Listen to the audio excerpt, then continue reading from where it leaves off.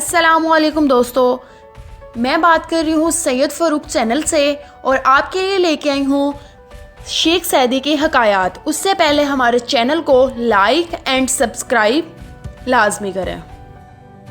روزے کا اصل مفہوم۔ حضرت شیخ سعدی بیان کرتے ہیں کہ ایک شخص کے رزق کا انحصار بادشاہ وقت کی ثقافت پر موقوف تھا۔ وہ شاہی باورچی خانے میں چلا جاتا اور وہاں سے اپنی ضرورت کے مطابق کھانا لے آتا تھا۔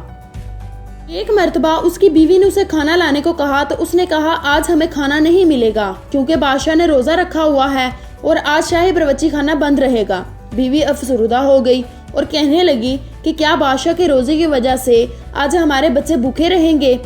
ایسے روزہ رکھنے سے تو بہتر ہے کہ وہ روزہ نہ رکھتا اور ہمارے بچے بھوک کی شدت سے پریشان نہ ہوتے۔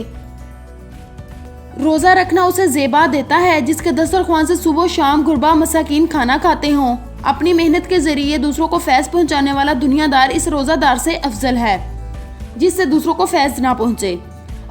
اگر تمہاری ذات سے کسی کو فائدہ نہیں پہنچتا تو پھر تیرا روزہ رکھنا کس کام کا ہو؟ دوپہر کے کھانے کو بچا کر رکھ لینا اور پھر بعد میں اس خود ہی کھا لینا کوئی بات نہیں۔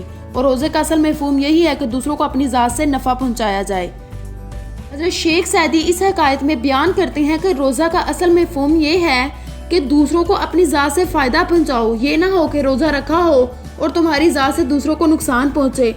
روزہ رکھنے سے بہتر یہ ہے کہ تم کسی غریب کو کھانا کھلا دو۔